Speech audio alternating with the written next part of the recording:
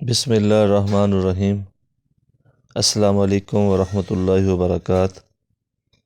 ان گنت لاتعداد درود و سلام آقا نامدار علیہ الصلوۃ والسلام اور آپ کی آل طہار پر۔ میں ہوں دا میسج ٹی وی سے خالد بخاری۔ ہم نے ناظرین اور سامعین کے لیے آن لائن کتاب کا سلسلہ شروع کر رکھا ہے۔ اسی سلسلے کو آگے بڑھاتے ہوئے ایک نئی ویڈیو اللہ اور عبد کے نام سے۔ امید کرتا ہوں کہ آج کی ویڈیو آپ کے ذوق اور شوق کو مزید بڑھائے گی۔ بلا تمہید بلا تاخیر آج کی ویڈیو شروع کرتے ہیں۔ مکہ شریف میں اللہ اور عبد ہوتے ہیں، مدینہ شریف میں رسول اللہ صلی اللہ علیہ وآلہ وسلم اور امتی ہوتے ہیں۔ وہاں بزرگ نہیں جاتے۔ مسجد میں داخل ہونے سے پہلے سب کو جوتوں کے ساتھ ساتھ مرتبے اور بزرگی کے امامے بھی اتار دینے پڑتے ہیں، اور کوئی یقین سے نہیں کہہ سکتا کہ واپسی پر اسے امامہ ملے گا یا نہیں ملے گا۔ تو پھر مرتبے والے بزرگ فکر مند ہوتے رہتے ہوں گے، عام بندے مزے میں ہوتے ہوں گے۔ میں نے یہ سوال کیا، آگے سے جواب ملا ہاں۔ پھر میں نے پوچھا آپ کو کیسے پتہ چلا؟ کہنے لگے اقبال نے جو بھانڈا پھوڑ دیا کہ تیری سرکار میں پہنچے تو سبھی ایک ہوئے۔ میں نے پھر سوال کیا، کیا اقبال کو پتہ تھا؟ انہوں نے جواب دیا ہاں۔ پھر میں نے پوچھا کیسے پتہ تھا؟ وہ کہنے لگے وہ صاحب نظر تھے۔ پھر میں نے سوال کیا کیا وہ اللہ اور عبد کے تعلق سے واقف تھے؟ جواب ملا ہاں۔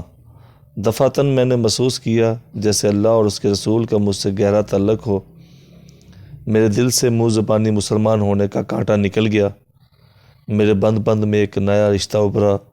میں عبد ہوں، میرا خالق مجھے بلا رہا ہے۔ میں جاؤں گا، ضرور جاؤں گا، حج کرنے نہیں، اپنے اللہ کو سلام کرنے کے لیے، اپنے خالق کا شکریہ ادا کرنے کے لیے کہ اس نے مجھے بنایا، ایسا بنایا کہ جیسا میں ہوں۔ میں جاؤں گا، اپنے اللہ کو منانے کے لیے جاؤں گا۔ یہی عبدیت کی غایت ہے کہ بنانے والے کو منایا جائے۔ کمرے پر خاموشی طاری تھی۔ اس سنسان کوٹھی کے درختوں کی شاخیں سرگوشیاں کر رہی تھیں۔ دور کوئی چکی چلا رہا تھا اور چکی کے اندر سے آواز آ رہی تھی، عبد ہو رسول ہو، عبد ہو رسول ہو۔ کہتے ہیں بن مانگے موتی ملے، مانگے ملے نہ بھیک۔ سچ کہتے ہیں، جب تک طلب نہ تھی راہ چلتے مست اور فقیر مجھے حج پر جانے کی خوشخبری سناتے تھے۔ میرے خواب حج کی نوید سے بھرے ہوئے تھے۔ پھر جب طلب بیدار ہوئی تو سب چپ ہو گئے، خواب بند ہو گئے۔ میں نے محسوس کیا جیسے ایک سناٹا طاری ہو گیا ہو، گہرا عظیم سناٹا۔ میرے دوست اشفاق احمد، بانو قدسیہ، احمد بشیر، ابن نساء، کیسر سب سکہ بند دانشور ہیں، میری بات سن لیتے ہیں، وقتی طور پر متاثر بھی ہو جاتے ہیں، لیکن التزاماً اسے پلے باندھنے سے گریز کرتے ہیں، اس لیے کہ دانشور کا مسلک شک کرنا ہے، پلے باندھنا نہیں۔ میرے دوست محمد طفیل بذات خود ٹیلی پیتھک شخصیت ہیں۔ ان میں ایک ریسیور لگا ہوا ہے۔ ان کی اپنی زندگی میں چوتھی سمت کے مشاہدات و احساسات موجود ہیں، لیکن وہ محمد نقوش کے روب کی وجہ سے اپنے مشاہدات کا تذکرہ نہیں کرتے، محمد نقوش سے دبتے ہیں۔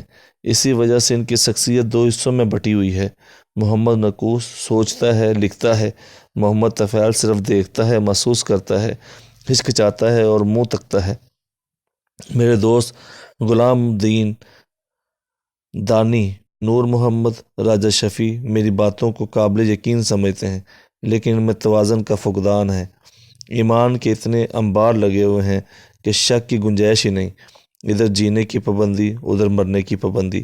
پتہ نہیں توازن کی کیفیت اتنی کمیاب کیوں ہے۔ افراد میں یا تو عقلی شکوک کے ڈھیر لگے جاتے ہیں یا ایمان کے دھارے بہنے لگتے ہیں۔ توازن کی کیفیت میں نے صرف قدرت اللہ شہاب میں پائی۔ قدرت اللہ شہاب کے شکوک اور ایمان میں عجیب سی ہم آہنگی ہے۔ ایمان شکوک کی کاٹ نہیں کرتا اور شکوک ایمان کے راستے میں حائل نہیں ہوتے، بلکہ اسے تقویت دیتے ہیں۔ میرے دل کی تڑپ یہ طلب قدرت کی وجہ سے نہیں، قدرت کی وجہ سے تھی، اس لیے میرے لیے وہ وسیلہ بن گئے تھے۔ انہی دنوں قدرت اللہ پر ایک ایسی افداد آ پڑی کہ میری توجہ حد سے ہٹ کر قدرت اللہ شہاب پر مرکوز ہو گئی۔ پتہ نہیں کیوں بیرونی طاقتیں ہمیشہ سے قدرت اللہ شہاب کو اپنے راستے کی رکاوٹ سمجھتی رہی ہیں۔ ان کا خیال تھا کہ صدر کے سیکرٹری ہونے کی حیثیت سے قدرت اللہ کا صدر پاکستان پر ایسا اثر ہے جو بیرونی طاقتوں کے مفاد میں رکاوٹ بنا رہتا ہے۔ عرصہ دراز کی کوششوں کے بعد وہ کامیاب ہو گئے اور قدرت اللہ شہاب کو سیکرٹری صدر کے عہدے سے سبکدوش کر کے اطلاعات کا سیکرٹری لگا دیا گیا۔ اس تبادلے کے بعد بیرونی طاقتوں پر انکشاف ہوا کہ بات تو وہیں کی وہیں رہی اور قدرت اللہ شہاب عملی طور پر جوں کہ توں اثر انداز ہیں، لہٰذا بیرونی طاقتوں نے شدید دباؤ ڈالا۔ نتیجہ یہ ہوا کہ قدرت اللہ شہاب کو مرکزی حکومت سے الگ کر کے صوبائی حکومت میں فائز کر دیا گیا۔ اس تبادلے کی وجہ سے ہماری توجہ حج سے ہٹ کر دوسرے معاملات پر مرکوز ہو گئی۔ پتہ نہیں کیوں اس تبادلے پر قدرت اللہ شہاب نے اپنا استعفیٰ صدر کی خدمت میں پیش کر دیا۔ یہ استعفیٰ احتجاج کا مظہر نہ تھا۔ عرصہ دراز سے قدرت اللہ کی خواہش تھی کہ نوکری چھوڑ کر کوئی لکھنے پڑھنے کا کام کریں۔ صدر ایوب نہیں چاہتے تھے کہ قدرت اللہ شہاب کا استعفیٰ منظور کریں۔ قدرت اللہ شہاب ضد کر رہے تھے۔ نتیجہ یہ ہوا کہ اس بات پر پورا 1 مہینہ صدر اور قدرت اللہ کے درمیان مذاکرات ہوتے رہے۔ صدر متعمل مزاج تھے۔ ان کا خیال تھا کہ وقتی جذبات کمزور کرنے اور حالات سنوارنے کی واحد کنجی ہے، اس لیے وہ معاملے کو طول دیتے رہے۔ انہوں نے قدرت اللہ شہاب کو یہ پیشکش بھی کر دی کہ اپنے لیے کوئی اچھا سا عہدہ پسند کر لیں، آپ کی وہاں تعیناتی کر دی جائے گی، لیکن قدرت اللہ شہاب نوکری چھوڑنے پر مصر تھے۔ انہی دنوں اتفاق سے ایک درویش آ گئے۔ انہوں نے قدرت کو مشورہ دیا کہ کیوں نہ آپ سفیر بن کر کچھ عرصے کے لیے ملک سے باہر چلے جائیں۔ قدرت اللہ شہاب کو یہ بات قابل قبول نظر آئی۔ ان کی خواہش تھی کہ کوئی دور کی جگہ ہو، چھوٹا سا ملک ہو۔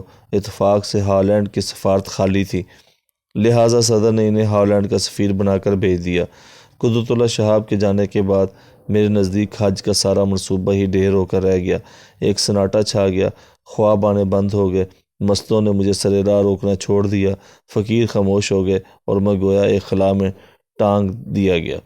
مہینے گزر گئے، پھر ہالینڈ سے قدرت اللہ شہاب کا خط موصول ہوا۔ لکھا تھا، مایوس نہ ہوں، اللہ کے در پر ناامیدی گناہ ہے، انشاءاللہ ہم ضرور حج پر حاضری دیں گے، آپ حج کے لیے عرضی گزار دیں۔ قدرت اللہ کے اس خط نے اثر نو امید کا دیا روشن کر دیا۔ میں سمجھا کہ خوابوں کی تعبیر کا وقت آ گیا۔ میں نے عرضی کا فارم بنگوایا، کوائف درج کیے، رقم جمع کروائی اور پھر تیاری میں مصروف ہو گیا۔ عرضی دیتے وقت میرا ایمان تھا کہ جب ڈسٹرکٹ مجسٹریٹ قرآن اندازی کریں گے تو اللہ میاں خود آ کر ان کے پاس بیٹھ جائیں گے اور کہیں گے کہ میاں ممتاز مفتی کا نام ضرور نکالو، اسے ہم نے خود بلایا ہے، بڑی مشکل سے حج پر آنے کے لیے رضامند کیا ہے، کہیں پھر سے منکر نہ ہو جائے۔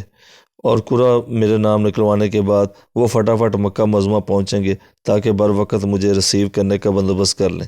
جب مجھے علم ہوا کہ قرآن میں میرا نام نہیں نکلا تو میں ہکا بکا رہ گیا۔ مجھے یقین نہیں آتا تھا کہ میرا نام نہیں نکلا۔ ایک روز تو میرا ذہن معاوف ہو رہا، پھر میں نے قدرت اللہ شہاب کو اطلاع دی کہ میرا نام قرآن اندازی میں نہیں نکلا۔ جواب میں انہوں نے لکھا کہ نہیں نکلا تو کوئی بات نہیں، آپ اگلے سال پھر عرضی گزاریں۔ اگلے سال بھی پھر میرا نام نہ نکلا تو پھر دھچکا لگا۔ پھر 2 مہینے ایک جمود سا طاری رہا، طلب ہچکیاں لے لے کر ساکت ہو گئی۔ جب تیسرے سال بھی قرآن اندازی میں میرا نام نہ نکلا تو میں مایوس ہو گیا۔ حج کے خواب پھر سے شروع ہو گئے۔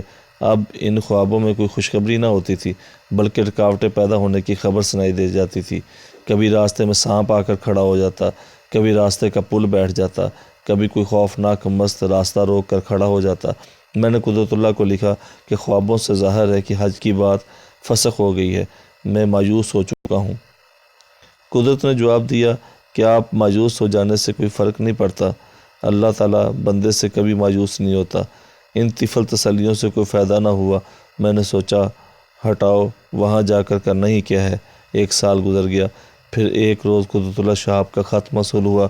لکھا تھا، انشاءاللہ اس سال بیت اللہ میں حاضری دیں گے، آپ تیار رہیں، درخواست دے دیں، اگر قرآن اندازی میں نام نہ نکلا تو برود پہنچ جائیں، میں بھی برود پہنچ جاؤں گا، وہاں کوئی نہ کوئی انتظام ہو جائے گا۔ انشاءاللہ ہم منزل مقصود پر پہنچ جائیں گے۔ اس خط کی آمد کے بعد میں حج پر جانے کی تیاریوں میں مصروف ہو گیا۔